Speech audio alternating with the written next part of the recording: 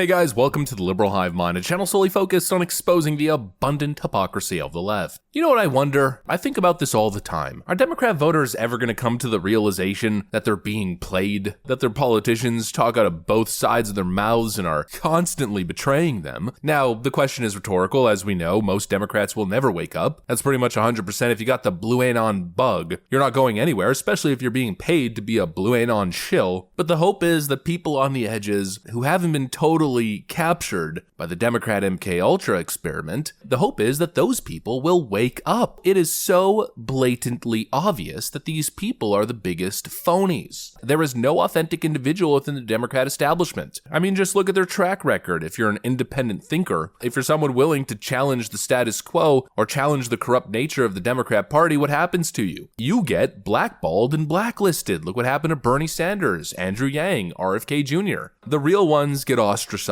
There is no real anti-establishment figure in the world of Democrat politics, period. It does not exist. And I think slowly but surely some people might be realizing that. As Alexandria Ocasio-Cortez continues to get in trouble, she continues to blow her cover. The one Democrat figure who is supposed to be anti-establishment is obviously anything but. And so again, I repeat the question, are people going to wake up to these clear scams? Let's have a conversation about that. We got some stuff to get into, so let's roll the tape. All right, folks, so it happened again. Alexandria Ocasio-Cortez goes out in public, and Alexandria Ocasio-Cortez gets heckled by another far leftist. It seems like the far leftoids are finally getting the memo that AOC is just another puppet. Don't touch me. Don't touch me. You are touching me. You think so? Okay, say. How many more kids have to die for call a genocide? Don't touch me. How many more kids? Get out of here. How many more kids, AOC? How many more kids have to die for you to call it a genocide? How many more kids? Don't touch me. How many more kids have to die for you to call it a genocide? Hey, how many more kids have to die? Tell me how many more kids? How many more? How many more? 10,000 more, 20,000, how many kids have to die? I think they may be finally realizing that Alexandria Ocasio-Cortez is an actor. I mean, what else can you possibly call her? Well, you can call her another thing, and that's actress, but that's pretty much it. That wraps up the options. There's nothing else you could call her. I mean, what else can she be? Just look at how she got where she is. She had to audition for the part. Back in 2016, we put out a call for nominations, trying to capture the diversity of background, of experience of the American electorate, the people that aren't currently represented in office. We got over 10,000 nominations. Out of those 10,000 nominations, we found Alexandria. Yeah, generally when you have to audition for a part, that implies that you're an actor or actress, right? Yeah, I'd say so. And it's obvious at this point that Alexandria Ocasio-Cortez is playing her young supporters for fools. The question is, are you going to wake up? You know, she's viewed by the far left as the leader of the squad, an anti-establishment wing of the Democrat Party that challenges the corruption of the DNC, takes on the corporate Democrats. That's of course how people used to describe her, but it's hard to continue doing that when she's become the biggest establishment shill. I mean, for Pete's sake, she's the go-to, a staunch Bernie Sanders supporter. And you would think as a staunch Bernie Sanders supporter, Alexandria Ocasio-Cortez would have an issue with how the Democrat establishment treated Bernie, and she probably wouldn't be the go-to to shill for Biden or shill for Nancy Pelosi or the rest of these establishment goons, but we've bared witness throughout this election season that that's exactly what AOC is doing. She shilled for Biden more so than anybody else. She was out there to get the youth vote mobilized to vote for Genocide Joe. Don't you find that interesting? AOC has completely exposed herself. She's exposed herself as a two-sided manipulator. She calls what's going on in Gaza genocide, but then shills for the administration that's supposedly funding this genocide. She's supposedly a staunch advocate for the Palestinian people, yet here she is advocating for Israeli hostages. Interesting. There's nothing ideologically consistent about this person. She simply says whatever she thinks is going to work for her at the time. It's genocide when she's in front of a crowd of blue-haired weirdos. But then, of course, when she's discussing topics or being challenged by mainstream journalists or on a mainstream platform, all of a sudden she refuses to use the term. I mean, she dropped the term there for a good 4 or 5 months, but now she's getting heckled and getting exposed by her fan base, and so she's back to calling it a genocide again. Of course, only in these weird TikTok video interviews. Neither party's official platform, in my opinion, is good on Palestine. I don't think either party right now is doing justice to Palestine. Palestinians. That doesn't mean that they're the same. I think that a Donald Trump presidency would be absolutely catastrophic. I mean, he's coming out here saying finish the job of a genocide.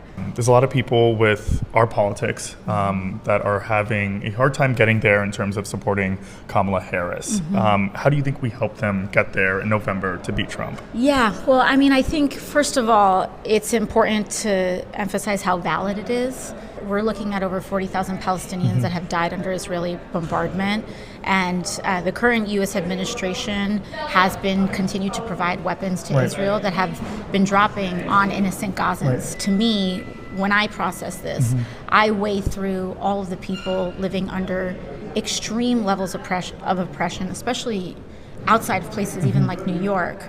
I think about the women that are bleeding out in ER rooms because they live in red states. I think about trans kids that are living in places where their entire families are trying to figure out if they need to pack up their entire lives and move somewhere else. We have to hold all of those things at once. And so to me, the conclusion that I've come to is having more people suffer to put on top of the already horrific suffering that's going on in Gaza is not something that I think I'm comfortable with. You know, none of it makes sense. I'm totally perplexed. The ideological inconsistency of it all, and then, of course, this weird stance that she just took, advocating for Hamas in Palestine as fighting a righteous cause and being people that we should stand by and defend, while simultaneously advocating for trans children. Yeah, I'm sorry, but I don't think those two things go together very well. Maybe I'm crazy. Maybe I'm a kook and I don't understand the issue.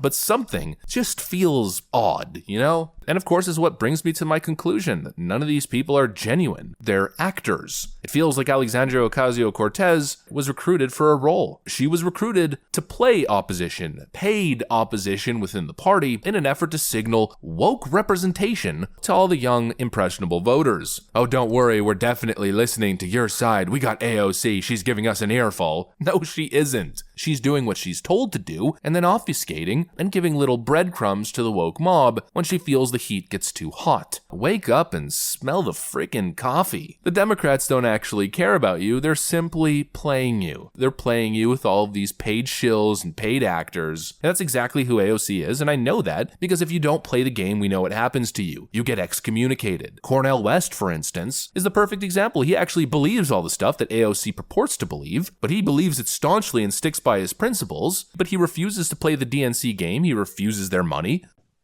Did they just one more on this? Did they offer you? Did they offer you a cabinet position, a lower position, and offer to pay off any of your campaign debt? Well, they offered serious substantive conversation about all of those that could lead toward some real Gotcha. The Kamala Harris campaign tried bribing him to join them, and he said no, and now they're trying to refuse him ballot access in some of the most important swing states. That's what happens if you don't play ball. AOC is obviously playing ball, and that's been clear since day one, and it was made exceptionally clear when she started coming out publicly as Hunter Biden's main public defense lawyer. Mr. Zuckerberg, I'm having trouble understanding where you put all our data. Whoa, she looks like an angel. Congresswoman, I don't think you know how data works. Did you spend all our data?